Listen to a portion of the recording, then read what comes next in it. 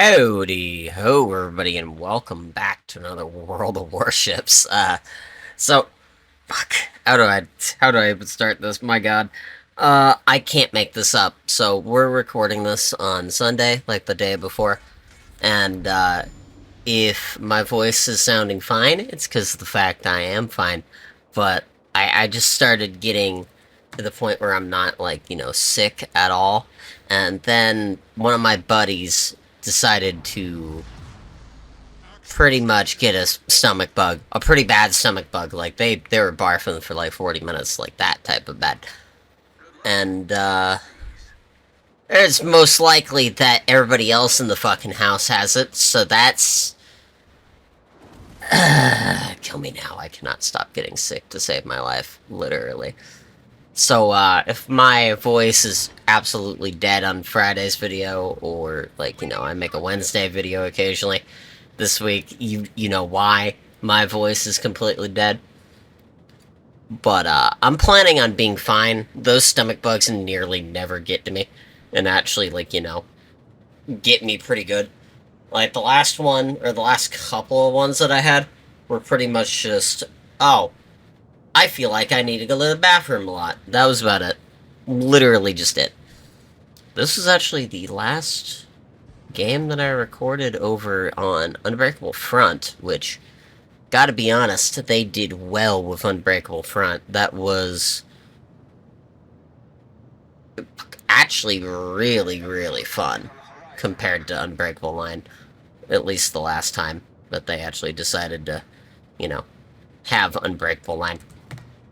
Speaking of which, the new ops are fine. I've got only one of the new good ops, which would be Tokyo Express, and yes, I'm calling Tokyo Express good, because compared to Arctic Convoy, it's not overwhelmingly fucking stupid. It's only slightly. But, besides that, no, they're kind of fun. I knew two of them were going to be great, and then the other two, or the other one, was just going to be, genuinely awful. But it is what it is. When I heard Arctic Convoy was coming back, I'm not gonna lie to you, I said, nope, that's awful. Why? Why do you do this? Speaking of things, we finally have our second collab with Sabaton, and I do gotta admit, they did do it decently right.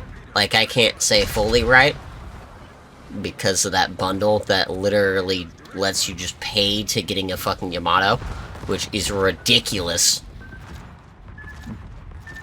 by the way. Just plain fucking ridiculous that you can buy a Yamato instead of, grinding to it. At least it's not getting given out for free to every mofo. Instead, you have to spend, $100, which is gonna limit a lot of those people getting that for free and knowing what they're doing. Or not knowing what they're doing, anyway. But the crates, on the other hand, with, the personal challenges, I've always been a fan of the personal challenges. So, having crates tied to those, and you get, 44 of the crates for free if you, have a shit ton of ships and you want to go play that, that's kind of hot. Because that just gives you 44 chances to get, all of your shit done. And if you get it done for free, you get a good-looking skin for, a Yamato. And that's not bad.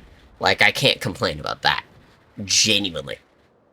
The skin looks, quite frankly, amazing. And the commander, I guarantee you, is pretty damn good. I'm just going to assume so, because A, good voice, and B, here's the major detail here. Apparently, if you have your music on in battle, it will play those mid-battle. So it will play the new Yamato soundtrack that they did for the collaboration, and then Bismarck, which is kinda cool.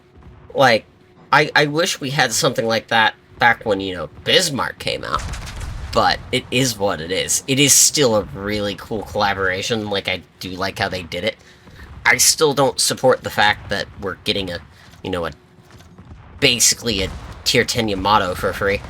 Or the fact that it's just a skin for the Yamato instead of, like, you know, a cool little variation of it, kind of like what the Archipelago Blue Steel one was. Or the one that I'm going to be referencing here, the Marblehead clone, which would be the Rattlehead for Megadeth. Like, I don't understand why we don't, like, fully have that. Like, it was probably their decision at the end of the day to not, you know, add another premium to the game that just comes around, like, every once 5 years. Because I know the Megadeth shit's not ever probably gonna come back, to be honest. And if it does, that ship is gonna be unliked still. But, hey, it is what it is. Like, it's still a great collab. Same kind of, like, little schedule as normal. I've been really slacking on getting the schedule correctly for, like, shorts and shit. I am so sorry about that. Just with me being super, super sick, like, on and off. I was just unable to get most of that stuff done. Like, I only had energy to do, like, one thing in a day. Speaking of which, we actually do have some more news. We have a new American cruiser called Fort Worth, which looks fine, I guess. It's just an alternate Alaska, and I love Alaska, so... It also has a time-based main battery reloader, but with very low base damage per minute. Hopefully that doesn't mean it's like, you know, shit damage on the actual guns, and its, you know, only purpose is to be shit damage on the guns, to then have the main battery reloader be more useful. Like that would be kind of annoying, but oh well. It also has a 10-kilometer radar, which is nice. We also have a new Pan-American cruiser. Don't care about that, but it looks interesting. Kinda looks like... This looks weird. This looks weird.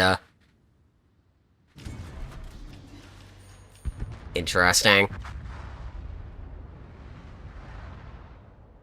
That's a torpedo reloader, like every other battleship, or just every other thing in existence on that entire Pan-Asian line, so I'm not shocked on that one. And then we have pretty much just Vermont, but special edition, because we have a tier 10 Pan-American battleship that acts like Vermont, but doesn't have the guns of Vermont. It's more of a Minnesota. Like, I can get down with it. It looks pretty good. Like, I can get down with most South Dakota classes. Or, like, big fat ships. It's just, you know, sometimes they're not fun to play. Which, hey, it is what it is. Does look pretty cool, though. I got to admit. Specialized repair teams. DFAA. Oh, and then we have a whole ass dockyard that they're showing us right now. The ZH-1. And it looks unique for being, what, a tier 10? Or a tier 9. Another tier 9 German destroyer dockyard? No way. I could have never guessed that. It looks fine. It just has a really awkward configuration with its guns, and I don't feel like that's going to be fun to play. But, oh well. It's pretty much a non-gunboat ZF-1, or a ZF-6. It's just a torpedo ZF-6, if anything. It looks oddly interesting. Really wondering how it's gonna, like, work. How it's gonna look. How it's gonna play, all that. Like, I do hope it does at least, like, you know, play well. They're also introducing objective points, meaning for all of those idiots who do not get on the objective, they actually do not get points, extra points, that is, for, like, you know how we have assist damage, aircraft damage? Yeah, now you have points for actually capturing the points. So even if you don't, like, you know, get the full capture, you'll get some points for actually helping with that capture. It's like, action points are earned through actions such as destroying enemy ships and contributing to mode objectives. Like, for example, capturing key areas in domination, or that sort of shit. Like, it's a good change if it works, honestly. Anything to get people to actually, like, you know, play objective and actually, you know, play the fucking game. Like, it would be great. So I can't complain. They're also doing a couple more mountain range is getting a change. Excuse me. So they're gonna move... Oh. Oh. Hello. This looks... interesting. Oh no, it's gonna update it in Aegis too?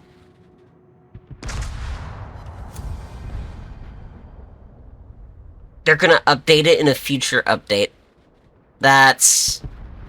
At least they're letting us get, like, used to that map. But I do appreciate they stopping by and chilling out with us. Sorry if this was very scatterbrained. But I'll see you all later. Bye.